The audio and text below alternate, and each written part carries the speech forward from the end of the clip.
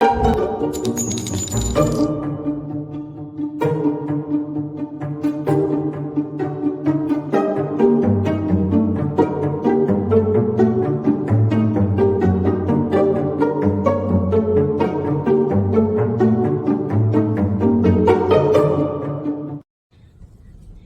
squad, Kristi here. Katie's in the seat next door, and we're here ready to have a little visit with old Justin Lum. He's here. He is the reporter from Arizona that originally broke this case, and we are literally at the Daybell property where the children were found. So we're going to film some little snippets here and put them together and into an episode for you. I'm going to flip the camera so you can see where we are at. You can see the red building over on the right, and then just beyond that, where the trees are some of the places where the children's bodies were located. So we were here on the day that the bodies were found, and we did a video then as well. We'll probably find that and stitch it into this as well. But we wanted to share with you kind of what's happening right now. Justin Lum is here visiting the memorial, and we'll share that with you here in a few minutes. But it's across the street because, of course, the family will not allow it to stay on the fence. So we'll be back with you with more, but hey, stay tuned because we've got a lot going on today. Daybell. And this is the scene of the crime where Lori's children were laid to unrest, I guess is what you might say. We are in Salem, Idaho. We are at the home of Chad Daybell and where the children were found. We're also at the home where Tammy was killed. So we are preparing for Lori's trial that begins next week. We've been out here talking with Justin Lum, who was here to visit, getting prepared for the trial as well. And so we wanted to just give you a little view of what things look like. So I'm going to switch my camera here so you can see, maybe. There we go. There we go. So that's a great shot. That car ahead of us, that's Justin Lum. And then you can see off kind of to your right, there are a couple of trees. And the tree closest to us, that is near the fire pit where Tylee's body was found. And then the tree further past it onto your right is near where JJ's body was found. Straight ahead there's a red outbuilding. We know there are some tools found in that building where that potentially may have been used in the dismemberment of Tylee's body. And beyond that is the tan brick house. This is the house where Tammy was killed. This is the house where Chad Daybell lived, and it's actually the house where some of his children are still living. So we're out here getting some footage, just getting prepped. Katie and I'll get Katie on here in just a second. We're kind of reminiscing about where we started with this case. You all know, if you follow us, that we've been doing this case from the very beginning, and we were out here as soon as we found out that the children's bodies were found. We were out here to share that with you. That was a very solemn day, and it feels very solemn out here still. There's definitely a palpable energy to this place that I don't know if it'll ever go away after what's happened here after 3 murders. So Katie, are you ready? I'm almost okay ready. Katie's almost ready. So it was really nice to have Justin Lum out here and some other members of the community visiting the memorial. I'm going to pan this way if I can. You can see it. Do you see that memorial off to your left? That is on the fence of a neighbor who has allowed it to stay. There are banners and flowers and things that are left there in memory of the kids. If you can see how rural this is rural Idaho. This is Fremont County, Idaho, which actually butts right up to the Montana state line and Yellowstone National Park at the west entrance. So we're out in the boonies, that's for sure. But it's not the boonies for us because we've lived here all our lives. Haven't we, Katie? Yeah, we have. Okay, so I'm going to try to get us both in the frame here. Hey, guys. Thank you, YouTube, for finally giving us landscape abilities to record. Oh, I'm getting a great shot of the chain hanging from my from my rear view mirror. That's lovely. I'll just take that right off. Well, okay. But yeah, we were just interviewed by Justin Lum, and that was really interesting and fun. Mm-hmm. Justin, broke this case in Arizona, mm-hmm. and then Eaton has done tons of work here in Idaho, but Justin has also followed it from day one. Yeah. All of the Arizona side stuff was done by Justin. Honestly, when Lori, if and when she is actually tried in Arizona, that will be on Justin. Yeah. Because he is the one who got all of that information, pardon me, together. He's the one that requested and did all the FOIAs there to get all of the vest cam footage, all of the interviews. Yeah. Everything that you've seen that's come out of Arizona, it probably came through his office. It probably did. He's been amazing. He really, literally, probably could be credited for finally getting the police to see Charles's death as absolutely a murder. So absolutely, without a doubt. Yeah. So, do you remember what it felt like when we came out here that day? The forensic tents were up, and like there were FBI trucks out here. Like it was. They had these big lights like they just lit up everything, and they had those on for like 3 days. Yeah. At night out here, it was just a beacon. Yep. When the news that the kids had okay, let me back up. When the news that a body had been found, because that's what was said first, was that a body had been found right out here. My daughter and I, and her photographer, because she was the editor of her school newspaper, we met up and came out here to the reporter's staging area, which was about a mile actually from the house, and used her press pass in order to get in here. And there was a bunch of press here, and they had us in a staging area, and we made a video of what the sheriff said, and we'll share it in our socials here the next day or two. It's a little bit hard to hear. It was also a very windy day that day. Yes, it was. I remember that the videos. Yeah, we decided to do it in the car today because. But the house, like I said, it was about a mile away. They had about a mile of all of these country roads out here completely blocked off, so that you couldn't get anywhere near the actual house until later. So when the sheriff first announced that they had found a body at the press conference, he would only confirm a body. Yeah. And that actually went on for a couple of days. There were rumors that they actually found both the kids, but that was not confirmed until the mayor that week did an interview, and I guess didn't realize that information hadn't been made public yet, and he confirmed that they had found 2 bodies. He wasn't. This sounded all familiar to like what went on in the Moscow murders. Pretty much. Sometimes mayors need a shut up because they don't know. They shouldn't be talking about crime stuff. Probably they don't necessarily know. Right, and he apparently didn't know in the apology that he put out that he did not realize that wasn't public knowledge at that point. But at any rate, it was later that day when they actually did clear out of here at first, and you could pull down the road. And so we did. We came out here and got some footage, and it was just shocking and surreal to think that those children had been buried right there all this time while everyone had been looking, asking where are the kids. All that time that Lori had been, pardon me, sitting in the jail, saying that it indicating that they were hidden somewhere. Yeah. That she was trying to indicate that someone was hiding them for her, right? Yeah. To keep them safe. It was a custody issue, yada yada. She had told her son Colby that they'd all be together again soon, and not to worry, everything was fine. And that was kind of the narrative that she had going. And so for the kids, and a lot of locals did believe that. Up to that point, Chad still had a lot of support. He still had a lot of people, especially out in this area that he went to church with and that he was friends with, that were defending him.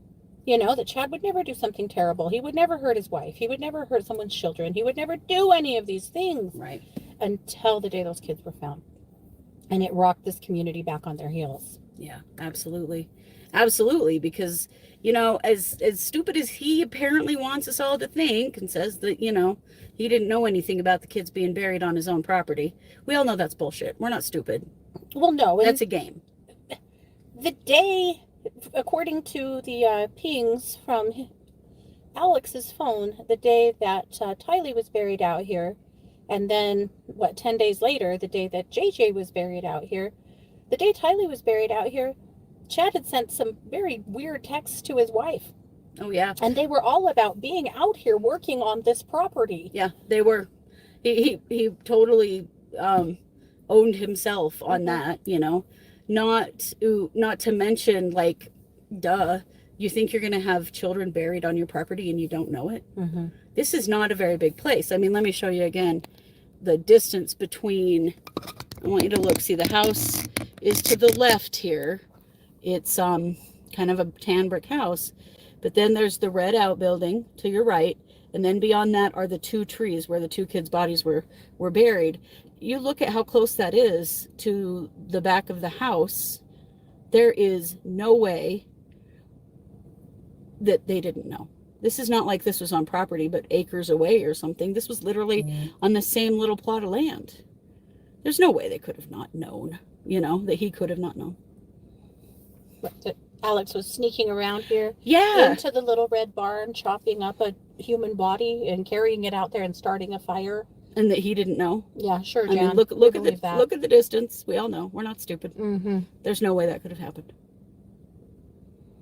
Because things would be disturbed and moved and changed. I mean, there wasn't snow on the ground at that time, obviously. This is April 1st, and this is not an April Fool's. This is real. But also, you know, out on this road, the road in front of Chad's house is quite busy. But this side road that we're parked on right now, this is a little country road, a little agricultural road. Yeah. This road does not get a lot of activity. It does not get a lot of, stuff going on. But the idea that either Alex would have had to pull into Chad's driveway, right, and move a body all the way into that shed, there's no way, because that's the only way to access the property. Right. Oh, let's look at this again. It's fenced all the way around. You can see it. Hang on. Come on, phone, do your thing. You see this fence right in front of us here? That's the fence. It goes all the way around the property. Mm-hmm. So the only way to pull into the property back there too. See, there's no other way. Yeah, there's two ways to access the property. One of them is on this road here, up on the corner of Chad's house. There's a drive-through into there, and then there's also a spot on the main road to pull into the front driveway in front of the house. Right. But again, there's really no other way to get here. No, there isn't. Absolutely not. So, or to access this back pasture where the kids were buried. Right. The only way to access that would be to pull into the house. Mm-hmm. Well, yeah, because it's a ditch all the way around it. Yeah. Too. So, anyway, we're working on an episode that is a combination of what we've done today and what we did on the day that the children were found. Some of our past stuff, and put it together, kind of where we've been up to this point. Also, at some point, we were interviewed by Justin Lum. That's going to air, and we'll share that with you as well. Yeah. So some of it. Yeah. We would imagine. Yeah, we'll see. Hopefully, we were. There were only 5 people here. We were the first. There were no other media here besides Justin and his cameraman, and it was really a cool experience because he helped make sure these kids got found, and so it was fun to get to meet him and talk to him. Yeah. And we will be back with this and much more in recorded form as our, lead up to the trial, I guess. Yeah. Yeah. So it's here. You guys know it. We are the True Crime Squad. Thanks for watching. Take care. So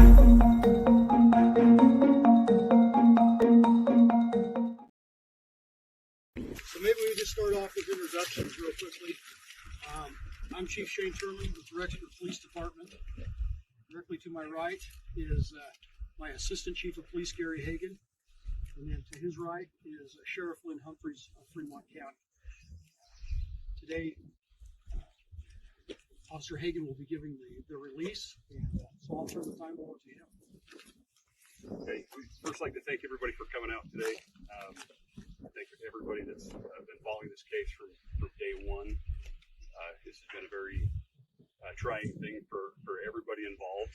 And we just want to emphasize how thankful we are for everybody. Yeah, my name is Assistant Chief Gary Hagen. Spelling of my last name is Hagen, Hagen. Wanted to give a brief press release today about some events that have occurred today in regards to our missing children's case of Tylee Ryan and Joshua Ballo. This morning we served a Rexburg Police Department and the Fremont County Sheriff's Office and the FBI served a search warrant in the 200 block, 1900 East here in Fremont County, also known as Chad Daybell residence. Throughout the investigation, detectives and investigators have recovered what's that have not been identified at this time. We're not going to answer any questions at this time in regards to any of the further the investigation until we have more details. But we were wanting to get this out to let everybody know before there's speculation or rumor that starts flying. So again, we're not going to take any questions at this time. We'll save that for a later press conference when we have more details. But again, we just want to reemphasize how much appreciation we have for you guys for coming out here and for covering this, and for the families and friends and everybody. Can you just repeat what you said about human remains? The road noise completely blocked that back here. I'm sorry again. Can you just repeat what you said about human remains? The road noise totally blocked it. So during the investigation, the investigators and detectives have recovered what's believed to be human remains that are not identified at this time. I do want to add that Chad Daybell, who resides at that residence, has also been taken into custody for questioning in regards to that. And again, we'll give further press release at a later time and take questions regarding that. Thank you. We have that. So.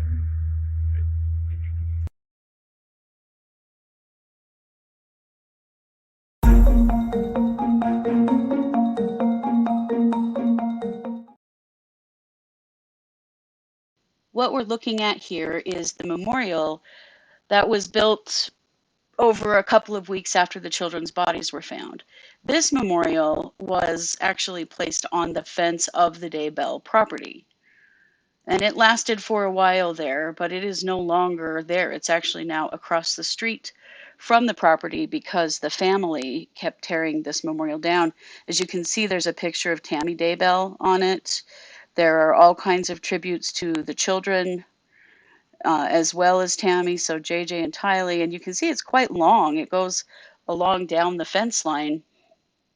This was a good example, really, of what the community was experiencing at the time that this happened, that they felt the need to just do something, anything, to try to help in this situation.